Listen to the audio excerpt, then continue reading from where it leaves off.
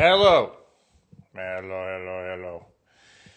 I apologize. I'm 15 minutes late, and I'll tell you why.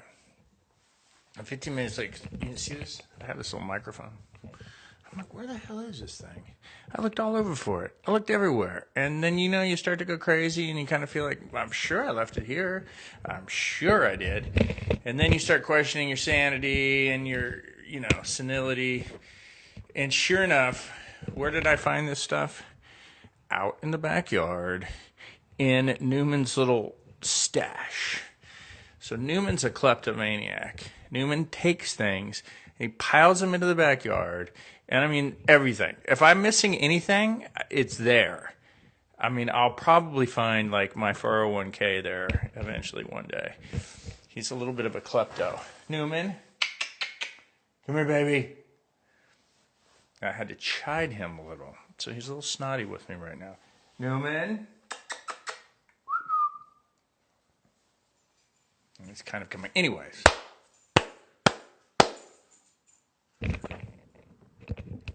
See that green light? That green light means that it's actually working. And what I want to see is when I bring somebody on today, whether that green light goes off. For some reason it seems to. Anybody has any answers on this, let me know. Anyway, welcome, everyone. Welcome to Joe's World. Joe's Little World. Anyways, today am very excited because today is the day I got the last piece of equipment for my podcast. And so now I can actually start laying interviews down. I'm kind of excited about that. Hello, Italy. Should we do around the world again? We always do. Hello, Bulgaria. Hello, what seems to be Greece. And I think that's Greek. I could be wrong. Slovakia. Philadelphia. Nice. Somebody's currently watching Atlantis. That's fantastic. Detroit. New Jersey. One just says hi from, I don't know where you're from. Seattle. New Zealand. Anaheim. Finland. Halifax. Puerto Rico. You know what I'm going to start doing? I'm going to start writing down how many countries we get to. That'd be kind of cool. New York. Texas. Sweden. Massachusetts. Did I say Massachusetts? Massachusetts. Oceanside, California, France, Poland, Berlin, another one from Germany, Sacramento, India. Hello, India. Must be early in the morning in India. I think so. Hamburg, Germany, Florida. Wow. Incredible. Anyways, so as you guys know, the last time I was on, I was trying to get somebody on board that would want to talk to me about the election, but it was hard. I was trying to get some of the people on that, in fact, were pretty rough in their comments, because I feel like it's easy to be rough in your comments, and I don't know. I just kind of wanted to work that out. But I have a friend, for example, who's a Trump supporter, and he's refusing to accept the results of the election. And I just finally said, look, dude, I love talking politics, but until you get grounded to reality, there's not much I can do. You know what I'm saying? So, Uzbekistan, fantastic. I didn't even know we aired in Uzbekistan, or maybe we don't. I don't know. I've never gotten a check from Uzbekistan. Okay. Hello from the Czech Republic, Northwest UK, Munich, Germany. Okay, we've done around the world. Now I'm going to answer some questions and try to bring some people on board. And have a discussion with them and so forth. Let's see what we have. We have a question here. What does it say? On the pilot episode of Atlantis, the ship said he set foot on every continent except Antarctica. Is that, what does it say? Is that time when you were in real life? I've never been able to go to the Arctic or the Antarctic. And which is really too bad because they actually did an episode where we were actually supposed to be at McMurdo. And some of the guys from SG1 got to go. I did not get to go because apparently I was scheduled to do some episodes that I had to be in Vancouver. Damn it. It's too bad. It would have been fun. Will you celebrate Newman's first birthday? You know what? I'm so glad you brought that up because I have to look at my files, but I think Newman's birthday is coming up. I do have his birth certificate. And I can't remember when he was born, but I want to say it's November 11th. What's today? What is today? What is today? My God. Today Whoa. That would be really funny if today was Newman's birthday. Oh my God. Anyway. My hair's a mess. I went to the gym today and I just literally came from the gym. But, that's the way that one works. So, anyways, have I written any books? No, I have not written any books. Let's see some more questions here. Let's see. How was your experience on C? You know what? I'm not allowed to talk about C. I have to be really mum about it. How do you stay fit? How often do you work out? Boy, those are really... I'm always kind of fascinated that people are interested in those questions. I always think those questions would bore people because, I don't know, I don't know. I guess they don't interest me. I don't know. I'm just active. I'm pretty active, actually, so I don't know what to say, but I just am. I like to run around, jump around, do my thing. Nonetheless, I'm going to answer some more questions here. Let's see if we can find. There's somebody I want to find. Let's see if he's on.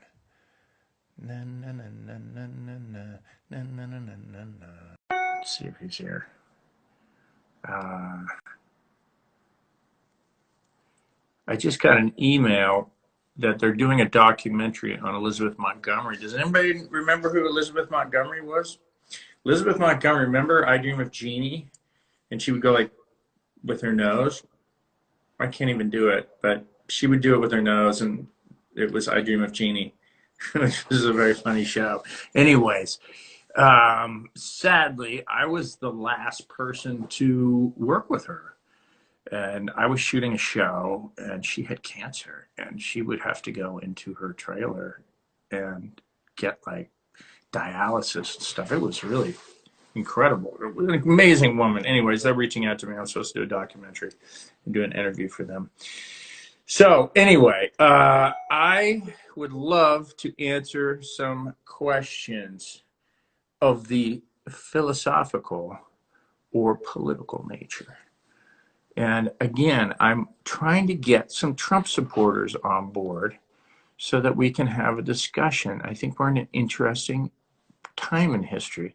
And I would love to actually have this discussion because that way I don't believe we have to be as abrasive as some people would like us to be. So anybody who is, what do I think about de-extinction? That's an interesting question. I'm going to pin that comment. I believe if you're talking about de-extinction, we're talking about the Jurassic phenomenon, right? It's the ability to take an extinct species, take a piece of their DNA, and actually recreate them, if I'm not mistaken. You look at it, it just feels, I could be crazy, but it feels like Pandora's box. It's kind of scary on some levels. I don't know enough about it. I know they can reintroduce species at times, but I don't believe we've de-extinctified any species yet because there's some fear of that. And I don't even know if we have a global genetic ethical panel, so to speak? That's actually a good question. I wonder if we do. I wonder if the United Nations has some kind of panel on genetics and the ethics of genetics, or somebody, because clearly we're in kind of some weird territory. But the de-extinction issue is kind of interesting.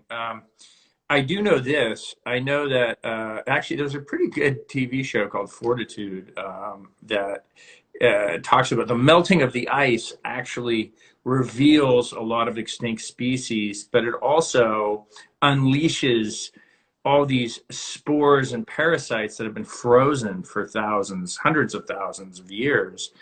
And suddenly they're reintroduced back into our world. And there's fear that that really is,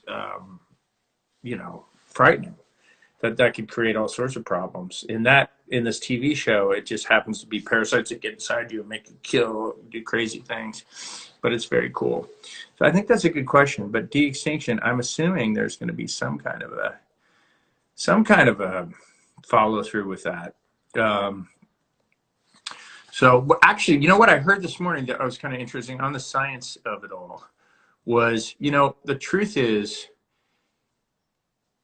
as they're checking out the vaccines, and the vaccines that have been developed right now for COVID, which are being developed at a remarkably, should I say, warp speed, whatever. But they are being done at a warp speed, regardless. I mean, without the Trump administration, and they're primarily RNA vaccines.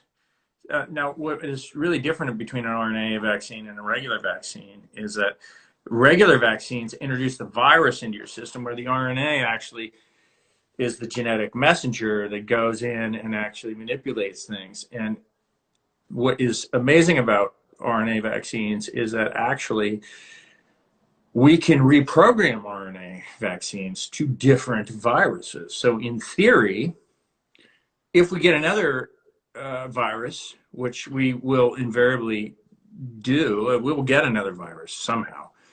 We can, in theory, remanipulate it and just put the new virus into the RNA code and send it along, in theory. So this could be like a fascinating tipping point in science, which would be really amazing, because I actually think one of the most frightening things is this pandemic thing where we're all separated from each other. I mean, it really is a certain type of hell. And it does. It stops the economy. It separates us from each other. I mean, the fact that people are dying alone and they're looking at their loved ones on FaceTime as they die is sort of a special kind of hell that I just can't fathom. Because, you always think to yourself, all right, I will die. How will I die? Well, hopefully painlessly somehow. And I'll be in bed and I'll be surrounded by my loved ones and they can hold my hands. And that would be probably the best way to go. But wow, suddenly you're in a hospital and you're by yourself and you're surrounded in plastic and everybody's in PPE and plastic, and it's just, oh man, it's just terrible. Anyways, so we could be on the verge of something scientifically really cool. And I like that. So I want to get back to anybody out there a Trump supporter? I know that everybody's scared. I don't know why everybody's so scared to join me. But I will invite somebody on who is in fact a Trump supporter if somebody wants to come on. In the meantime, I will ask questions. Let's see. We have lots of questions. What would you say your biggest strengths and weaknesses are? My biggest strength and weakness. Interesting question. I don't know what my greatest weaknesses are. And maybe that's my greatest weakness. I actually do not know. But if I had to guess, I would say that it would be my ego. Every now and then it comes up and bites me, and it usually bites me in kind of a in a way where I'm having an exchange with somebody where I feel maybe slighted, and then I want to prove myself to be right, and then I push things to a place where if I just took the ego out of it, it would just be done. So that's probably my greatest weakness. What is my greatest strength? My greatest strength, I don't know what that is either, but I think my greatest strength may be my ability to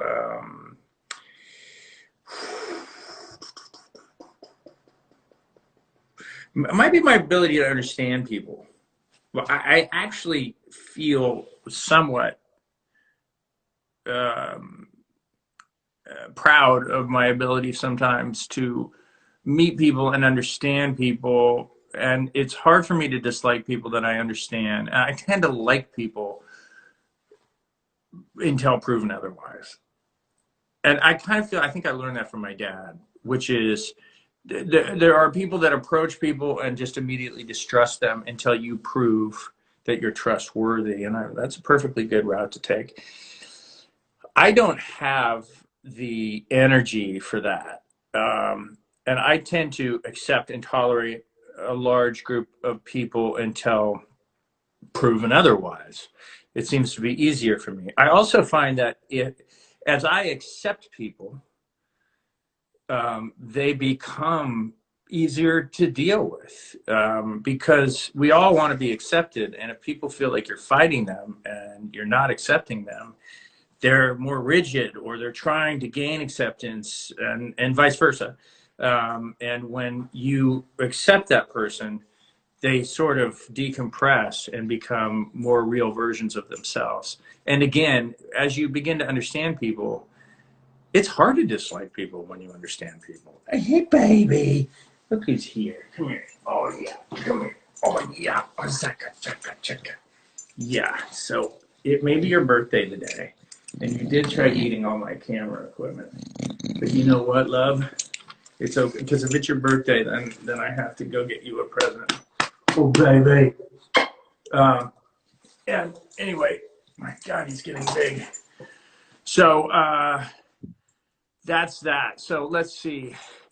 Let's go back to some questions. Is there anybody out there who is a Trump supporter that would like to talk in a genial, convivial, and intellectually stimulating way? I'm happy to do that. Hello from the Czech Republic. Do you know where our country is? Yes, of course I do. Silly boy.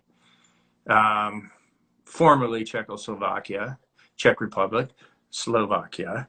You guys have split off. I've been there. I've been to Prague. It's beautiful, beautiful, beautiful city.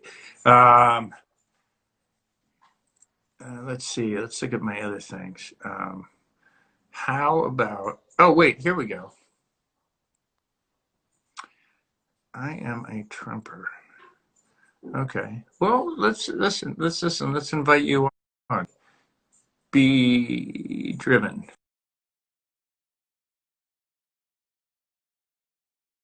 God, did I just disappear for a little while? And my microphone disappeared? Oh my Lord. Jojo. Let's see if I can get the microphone working again. Oh no. Well, God, we are back to this problem, Jojo. Okay, anyways, we're going to get this person on whether this microphone works or not. And it's not working. Okay, let's do this. Right here. What? I can't find you. Huh. All right, I can't find you. Be driven. Maybe you left the. Maybe you left. Okay, it sounds like you left. All right. Let's see. What else do we have here? Dun, dun, dun, dun, dun, dun, dun, dun, dun, dun. Why is my microphone? Somebody tell me why this happens. It makes me crazy. Somebody tell me. Anyways, I just want to. Have you guys heard of this guy, Scott? Is his name Scott Adams? What is it? Let me see. I'm going to look this up. He has a podcast called, is it like something like Coffee with Scott Adams or something like that?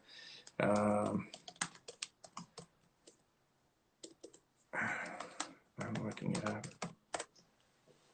Yeah, it's called Scott Adams Podcast. I think it's just called Scott Adams. What are you barking at? No, that's not who I'm thinking of. That's not who I'm thinking of. Okay, well, I don't really know.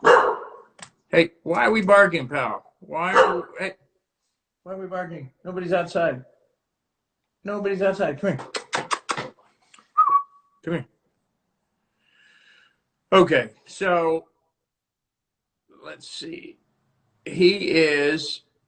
Hey, come on, stop barking. You're making everybody crazy. Me mostly. Why are we doing that, pal? Come here, come here. That's what I deal with here. Anyways, okay, whatever. What this guy does is he sort of drinks coffee, and he has a folksy, avuncular quality that is very disarming and kind of, you know, like I say, he's like this avuncular dude. He's like your uncle who, like, you're just kind of hanging out, talking, and he's talking, and you guys are all, you know, having this nice, like, polite Midwestern type of conversation. And yet you start listening to what he says, and it's a little bit nutty. He's got some pretty fringe views about stuff, and he does it in a disarming way, and it's kind of odd. And then I realized, you know, one of the oldest tricks in the book is there's this one, I think he's a senator, John Kennedy from Louisiana. Hey, come on, stop it, pal. Come here. And he talked like this, you know, like, I'm just a simple country lawyer. I don't know much, but it just sounds really, really like not very logical to me. Now, this guy actually is a lawyer. Apparently he went to Oxford as a Rhodes Scholar. So it's not like this guy's some dumb country lawyer.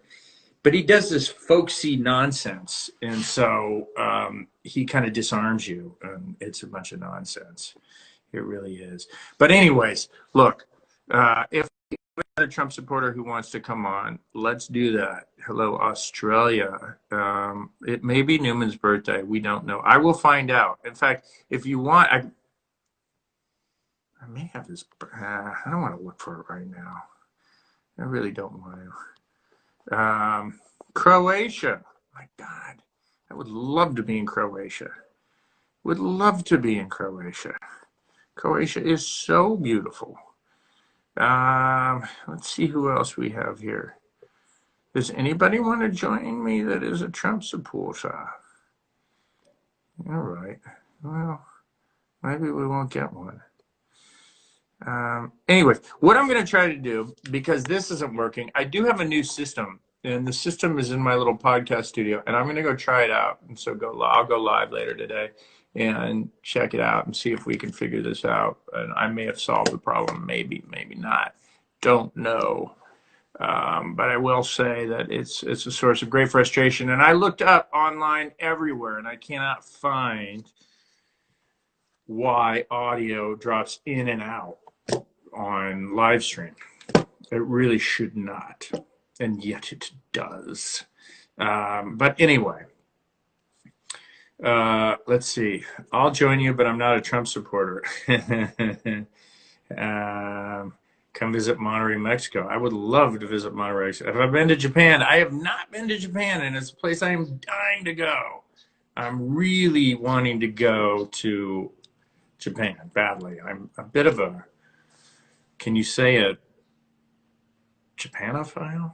How would you say that? Like a Sinophile would be somebody kind of obsessed with China, like an Anglophile is obsessed with England. Or what would be a Japanophile? I don't know, but maybe somebody out there does know. Anyway, um, let's see what else we have. Japan is awesome. I've been to New Zealand many times. I love New Zealand. I just don't want to spend any more time in a 14-day hotel quarantine ever again. It's bananas. Okay, look at guys.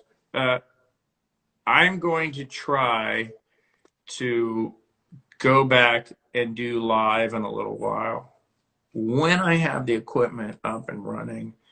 And maybe I'll have solved that problem. Somebody says it is Japanophile. It just doesn't sound right, though, does it?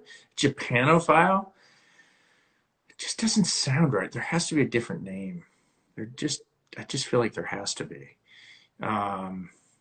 Anyway, you should come to Romania. I have been to Romania.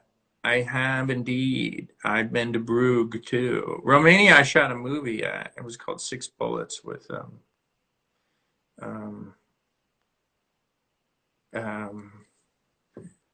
why am I spacing out? Everybody knows Six Bullets with Jean-Claude Van Damme. And he and I destroy everybody. I try to get my daughter back. It was actually kind of fun to shoot. Let's see. Wait. Torpedelia?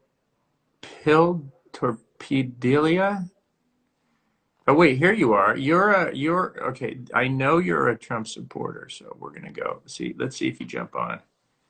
Doom doom doom doom boop. Boom boom boom boom boop. Let's see if we can get you. Come on, be driven. Hive mind. Oh, she declined. Okay. Look, I will never try to embarrass you guys. I actually just want to have a discussion. Oh, does somebody said it? Nippanophile might be correct. Would it be Nippanophile? I don't know. That's a good question. Okay. Anyway, so here's what I'm going to do. I am. Oh, okay. Here, somebody just said something. Maybe the rude anti-Trump comments here are a deterrent to those who would want to discuss. I agree with you, Brenny777. I agree with you, which is why I want to bring somebody on, because I want to show that you don't have to be rude to each other to have a discussion. And I agree that there is a lack of tolerance. And you know what? I hold the people that are actually in power to a higher level of scrutiny than I do the people out of power. So as the Democrats get into power, I will scrutinize them and hold them up to a higher bar than they previously were, just the way I have with Republicans who have been in power and grossly irresponsible and ethically dubious. And I just think that the moral and ethical pretzels that the Republicans have twisted themselves into to support Donald Trump is unbelievable. It's incredible. I am fascinated by their ability to just get, like literally contort themselves to defend what is essentially the indefensible. And they must just be scared. So anyway, so be driven, hive mind. Don't be afraid to join me next time. It's okay to be a Trump supporter. There's nothing wrong. I have friends that are Trump supporters. We can have that. She says sorry. She's scared. You know what? Don't be sorry.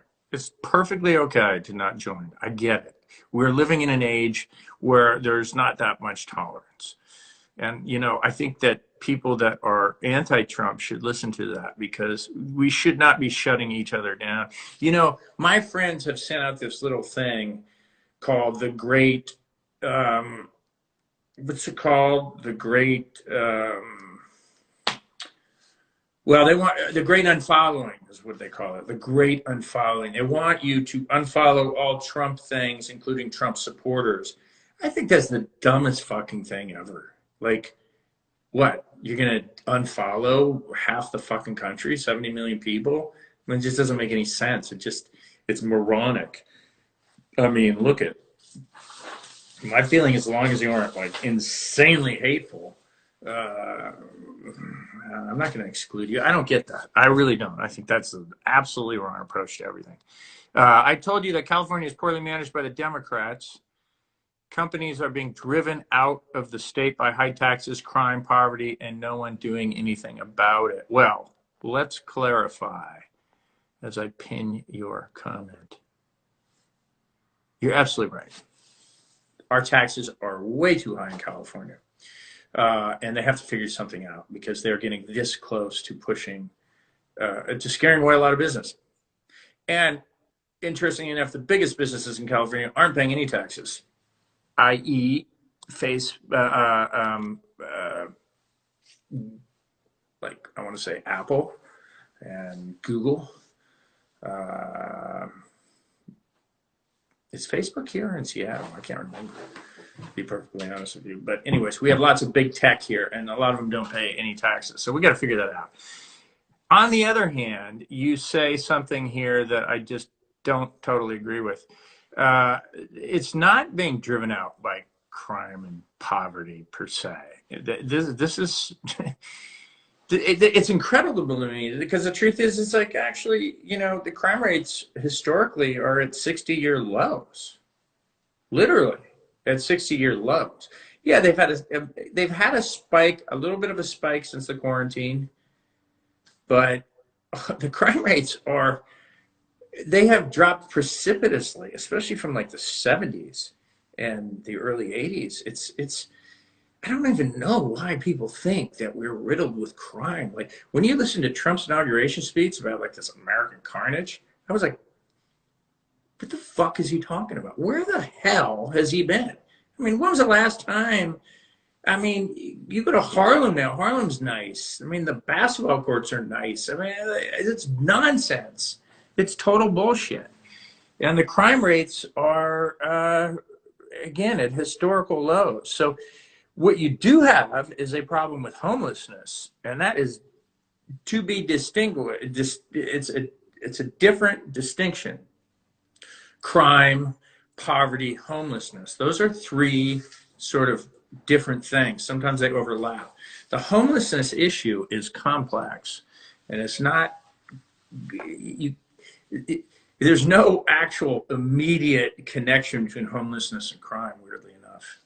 So there are at times that, but you know, I'm sorry. So I have heard people moving out of San Francisco because of the homelessness, and I understand that, but there's a difference between that. And then somebody wants to talk about the fires. The fires, this is interesting. You know, I will tell you, I was sitting a couple days after the fire, my house had burned down, and my son and I are going through the ashes trying to find stuff. And we had the news on the radio, and it was Donald Trump telling us that we're morons in California and that we had not managed our forests correctly, and we had to sweep the forest floor. And my son and I just looked at each other and we thought, I guess those are his words of consolation. I'm sorry you lost your home. But the next thing was like, interesting.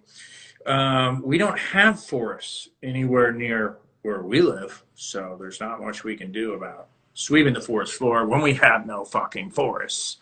The other thing is about 70% of the forests in California are run by the federal government. Yeah.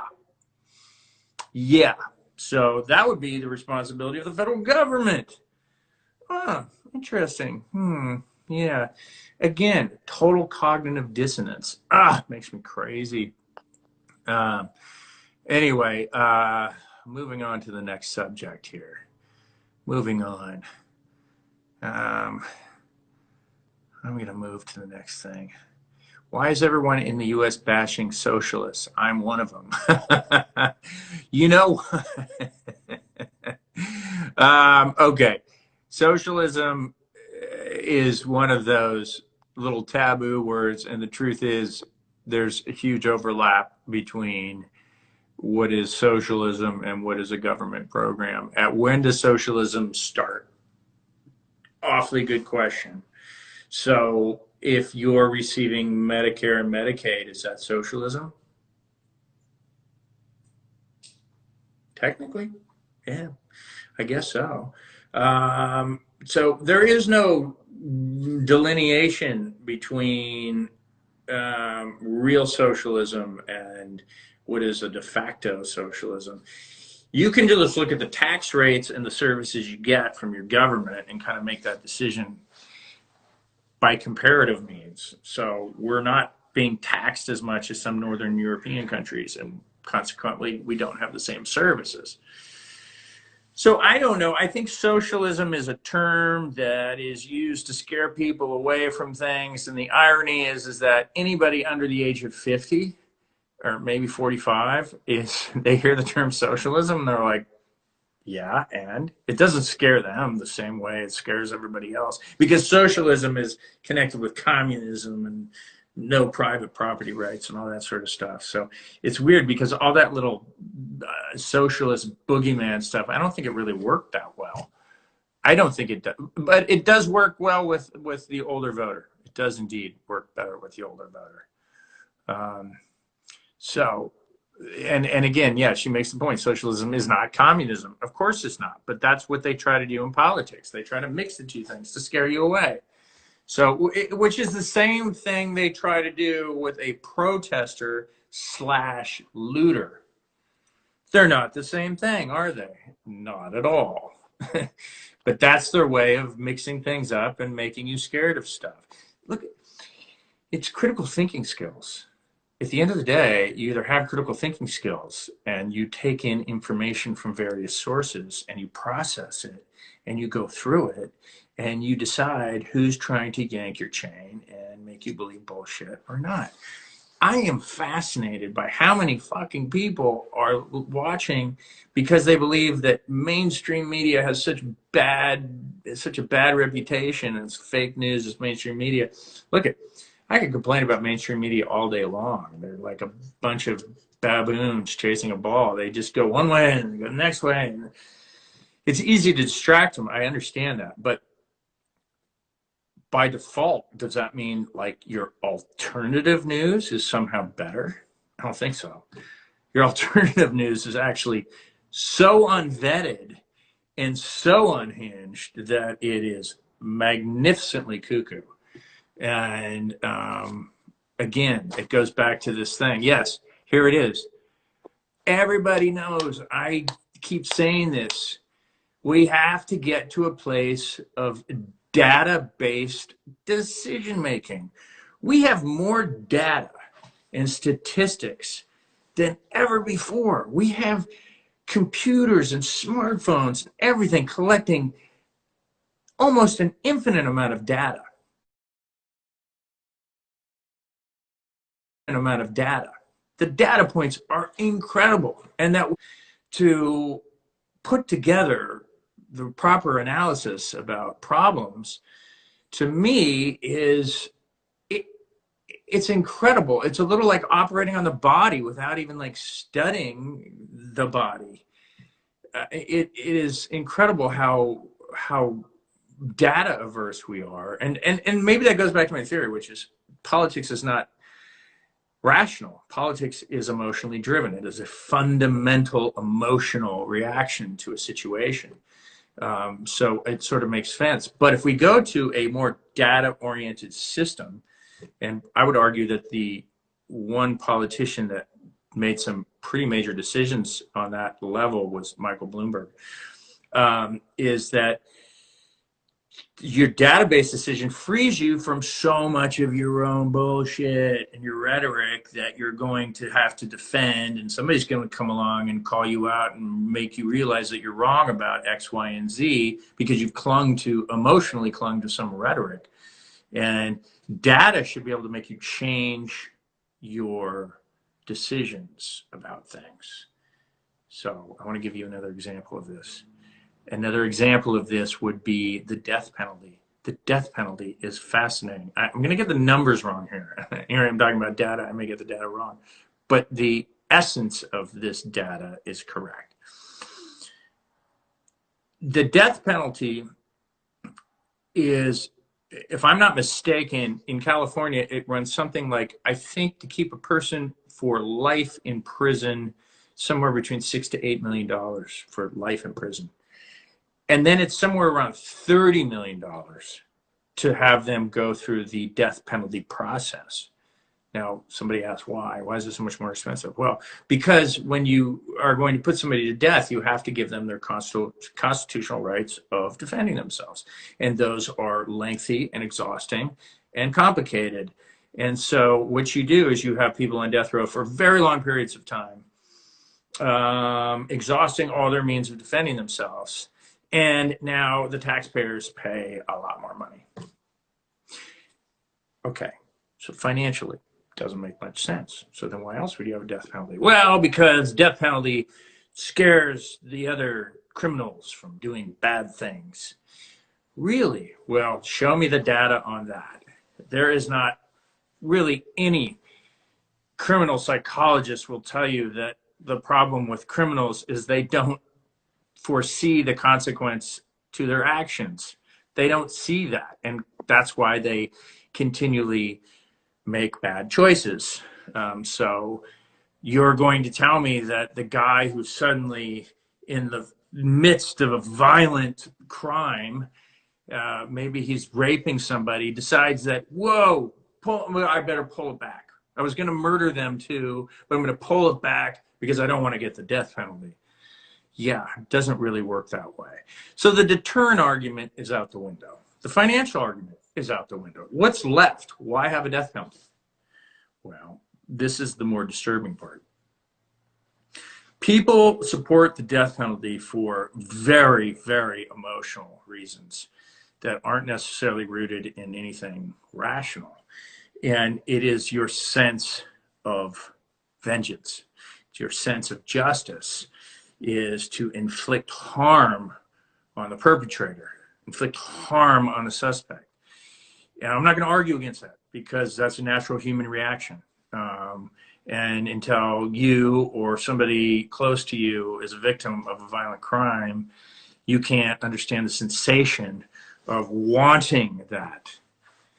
So I would say that I kind of understand that, but that doesn't make me agree, because I want to go back to the data.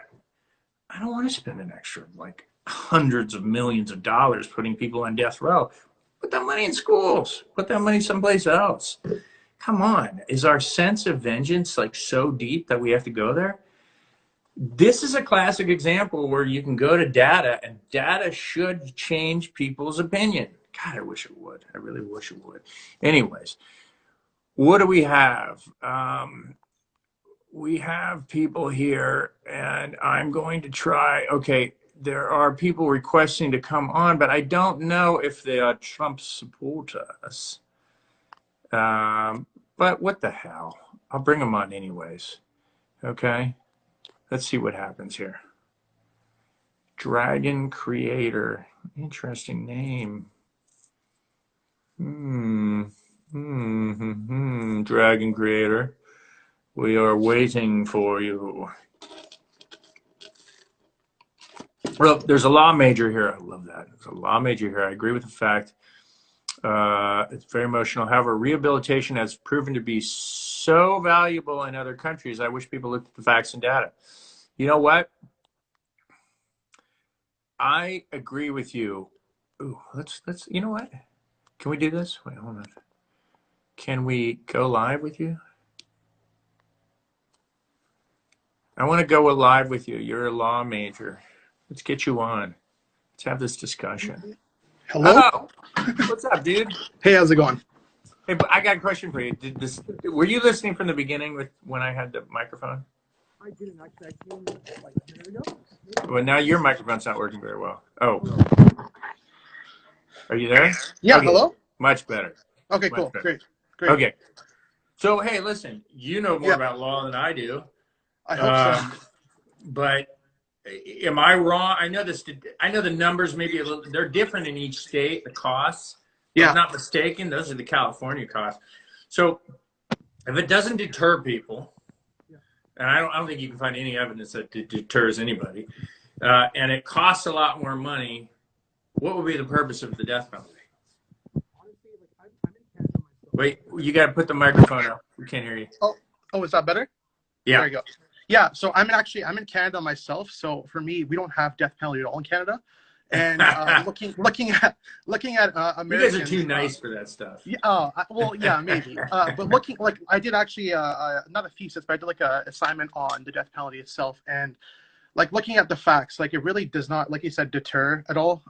Because back in the day, like it just really, I wouldn't say it's more of a history thing, but like they use that really as an excuse to, I guess you could say, deter, but it's not really even a deterrence, like you said. It's more of a thing that's just a history thing. And some states, I believe in America, I don't think Washington is one of them, but I know some states have to stop that, and it has really stopped. Like, or it has, sorry, like, has had an effect on deterrence in those crimes. So when But you're the saying death penalty actually yes, has had a deterrent yeah, effect? yes. So in some states, people are saying it does, but there's no facts that really Well, like, proves yeah, I mean, that. people can say Yeah, whatever they people want. can say I just whatever want they to see want. the data. I mean, Yeah, you know what? Maybe that's hard data to prove because you're actually trying to prove the existence of a negative. So I don't really know. exactly. I personally, from what I've seen from people, like looking at history and looking at people who are currently in death row or and like going through death penalty, it really doesn't like.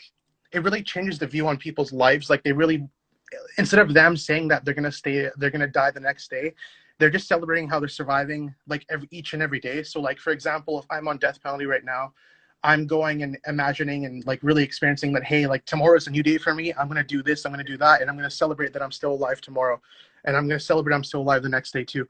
So I think like seeing that perspective, it really does change the fact that I think it should be abolished like 100%. And really, like I mentioned, But see, yeah, go ahead. my belief is that having any kind of emotional argument Yeah, about the death penalty goes nowhere. It's a little like abortion, like pro-choice, pro-life. If you argue on an emotional or ethical basis, you're just going to have people in different camps, and that's the way it goes. But yeah, if you make an argument on data points, which are money and deterrence and a few other things, then I think it would be easier to come to a consensus. And so there's one added element I didn't mention, which is, okay, so I have a cousin who's pretty high up in the law, in the world of justice. gotcha. And he, I'm assuming, has to consider the perception of justice. So that's important when you're in a high level, say you're like the attorney general or somebody, the perception that the game is fair is really important. Yeah, So, which is why sometimes they like to make examples out of people, probably. yeah, and So, using those in examples, some yeah, ways, I'm wondering if that plays into like the death penalty. The most heinous crimes should result in somebody's death. yeah, And again, until your close one, yourself or somebody close to you is a victim of a crime, it's hard to know the emotions you're going through. But I'm just saying, if we're being asked to pay for it, if it's our money, and we think it's a bad use of money, I would just think people would use that argument. I'm fascinated why people do not use these data points to argue. I've also noticed too, like when people say like two families have been really severely impacted from like a crime, when you're doing death penalty, like there's no way that, both families are affected, but there's no way that the other person, so like the criminal or the person who's accused, their whole family basically is going through that too now, where they're going to lose their son or daughter, whoever it is. And, so in that case, like really, you're basically taking humanity from both parties. Like you've taken humanity from one party, sure, by, committing the crime, whatever it was. But then you're basically killing the innocent, the person, not the innocent person, but the victim, or the accused or the criminal. You're making Like the family suffer.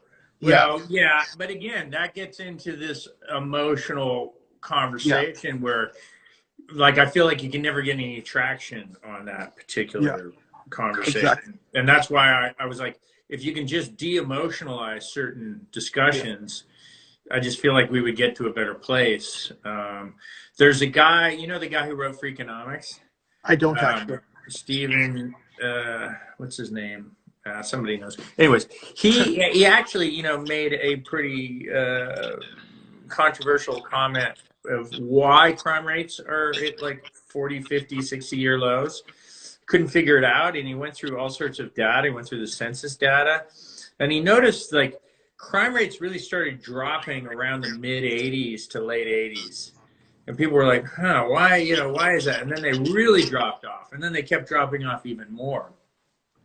And you know what his theory was? His theory was that it was Roe v. Wade. Yeah, he actually said that because, like, and I don't know the exact statistic, but an overwhelming majority of inmates are from single parent households. He went on to deduce that a lot of them were unwanted children that lacked family structure. And the ability of people to have abortions actually precluded an entire generation of criminals from growing, you know, coming into life, and then they would be the ones committing crime. Now, obviously, he got a lot of flack for this. You have to admit, it's not an easy argument to make because it's intense. Yep. But this guy's kind of a statistician, and I applaud his bravery. And I also am fascinated by the guy because he also, his son died in a swimming pool. He drowned in a swimming pool, and he was at a group grief counseling. And in that group grief counseling, he realized, he was like, oh God, there's so many other people here who lost their kids to pools. And as he did the studies, he realized that more kids die from open swimming pools than they do from guns and houses or car accidents or anything else. And he was able to show that data to Congress, and they were able to pass a law that said you have to enclose a pool. And then you saw an immediate difference. Like, people weren't dying in swimming pools. To me, I'm like, that is data-driven policymaking at its best. Why don't we approach things that way? Yeah. And he did. Now, you can argue with his theory about crime or not, but I just feel like everything is so emotionally charged right now. Yeah, like, I think that's true. 100%. Everything. It's like to be able to just bring the temperature down and look at the stats. Whew. I think there has to be a common ground that is set place, or like a precedent that's basically a precedent, that's there, that just really the emotion, it is there. Like, we're humans, we seek emotion. It's just the way we run. But like, yeah, like you mentioned, in cases with like, you know, that kind of stuff, emotion's really, really important, or is involved in those cases. Like with like, let's say sexual assault, like murder, that kind of stuff. When in the end, like, let's say previous cases where they've had that same outcome, but then emotion was brought in during the case, like whether it's from a witness or the victim, I think that's a huge outcome in the outcome of the case itself, really. Absolutely. I mean, juries are human beings, and they're going to make those decisions accordingly, and it makes sense. But you know, having said that, ultimately, it's like your critical thinking skills. And it's almost like we need to reintroduce classes called critical thinking, because I feel like, I mean, there's people I know that are smart, but are they intelligent? I know there's a distinction, and the distinction is intelligence is the ability to separate real stuff from bullshit, if you ask me. There's a lot of smart people, but I talk to smart people, and like people that are still telling me that Trump still has a shot of winning the election. And I'm like, well, let's just do the critical thinking here. That would mean that the amount of voter fraud would have to surpass all the voter fraud ever in our recorded time, times like 100, to change the number of votes to actually do what you're saying. Do you think that's plausible? Plausibility, like, it's just incredible to me, but whatever. People just don't go with facts, unfortunately. And like I guess people are also scared of the truth. Like, where if you're so into someone and you realize that the person's not going to get the position or whatever it is, they just are in denial, like just straight denial. So, but we're kind of fucked if we don't have some kind of critical thinking skills here. We're kind of really screwed. and the amount of information people have access to, it presents another problem, which is how good is the information? Yeah. And, why can people, our internet literacy is a whole nother ballgame, right? Yeah. But obviously you seem like a pretty smart guy. Oh, thank you. So are you a lawyer? No, I'm actually going to police school right now. But Oh, nice. law is like my You're gonna be a Mountie? Actually. No, not a Mountie.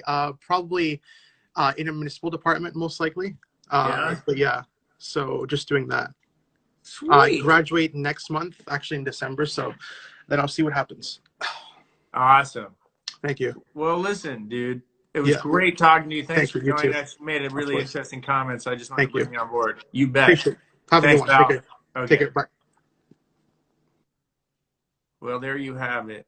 It's always nice to have other people's points of view.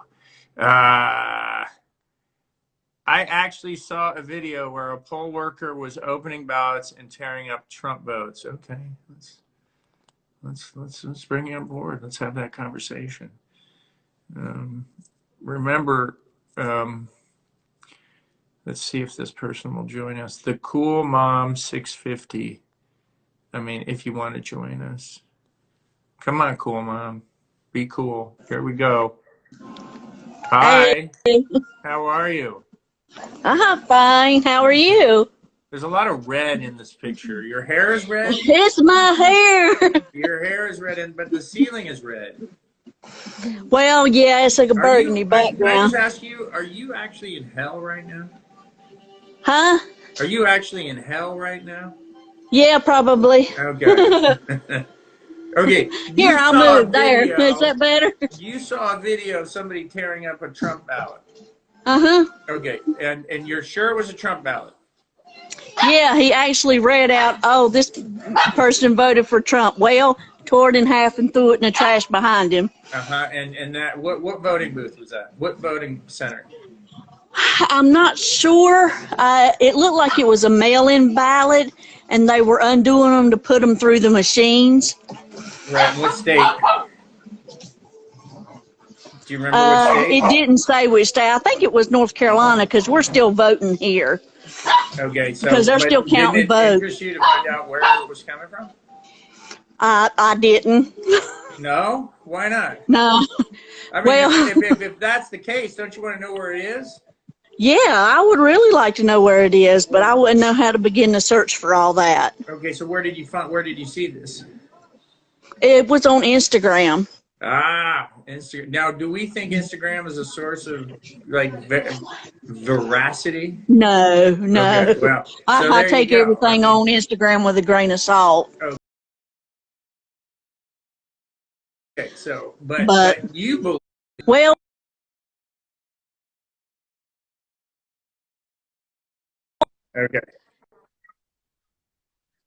Okay, so let's just do the thinking here. Let's assume you're right. Let's assume this guy took a Trump thing and he tore it up and threw it away. Now, how many of those would you need to do in order to fix the election? Oh, you would have to do hundreds of thousands.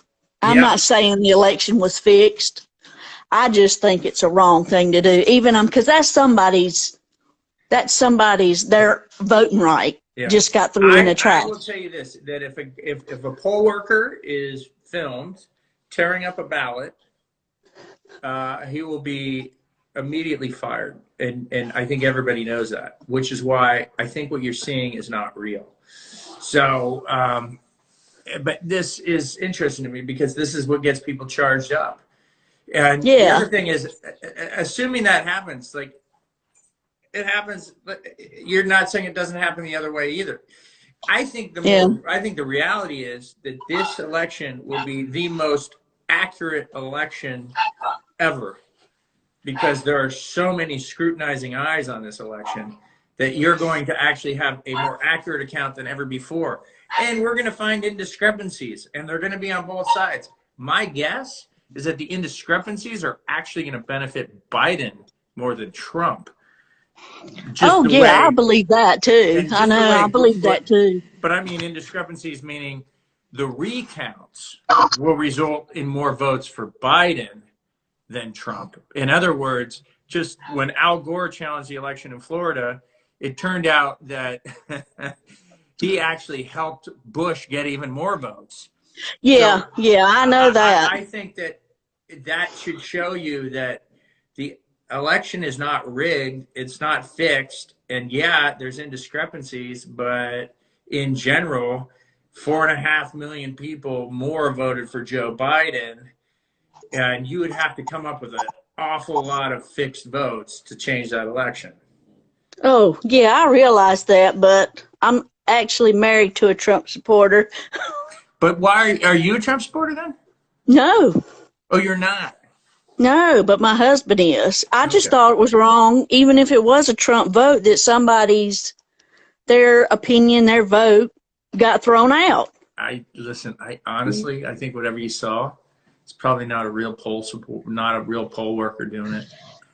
I That's the hope type of not. thing that the Trump people would run with. They would Oh, put yeah. it on a flag and they would be hoisting it if it were true. And so that's why I'm trying to encourage everybody to like think critically, and the things you see and the things you hear, you have to cross-examine them and see what the reality is. I don't think there's a big reality to this stuff. So. Oh, no, I don't either. It just, Well, I it like just your comments. got So I'm to me. glad you're on. I just wanted to see. It sounded to me like you were a little more emotionally invested than it seems like you are. No, I'm not. Because But believe me, living with a Trump supporter and having your daughter who is, your younger daughter who is very political, your we've had daughter some is, real, yeah, my youngest daughter and is she's not a very, Trump supporter. no, she's Hey, not. listen, welcome to America. These are the I know. microcosms of this past 4 years has created a divide within American families that I've never seen before. Divides inside families and friends that I've never, ever, ever seen in my lifetime. And that alone, to me, is a reason to change the whole atmosphere. Because Oh, when I agree people with are that. not spending time together anymore because they can't discuss their politics intelligently, then maybe we ought to think that the politics are getting the better of us, and we should like start taking control of the politics instead of letting the politics take control Yeah, of us. So exactly. yeah. Exactly. Well, Yeah. anyways, it was great It talking to didn't you. divide us though, so Yeah, I think we're gonna make it though. But listen, it yeah. was great talking to you. Thanks for sharing that, and You too. we'll talk again maybe. Oh, But thanks for joining okay. us. Thank Bye. you. Bye. Well, that was interesting to me. You know, I think it's always interesting, but this is where kind of the rumors start. And, it keeps going. And it keeps going and it keeps going, and you say something, and then your friend says something that you said, and then blah blah blah. Bad news travels faster than good news, and fake news. I'll use that term, fake news. Bad news travels faster than good news is the term, and it certainly does. That's another data point. That's proven fact. And people in politics know that when they want to spend money on ads, they can spend money on a negative ad they know will get more influence than a positive ad, which is really unfortunate. It says a lot about us. Anyways, guys, I think I love where everybody's from, Toronto, all these people. Anyways, I'd like it's like a game of telephone. Facts go out the window after the second or third person. Yes, it is true. Well, listen, I'm going to maybe go live again in a little while just to check out my equipment and see if I can get this microphone thing squared away once and for all. And maybe I can't. So I hope you guys are good. I want you guys to stay safe and all that sort of stuff. And I look forward to seeing you.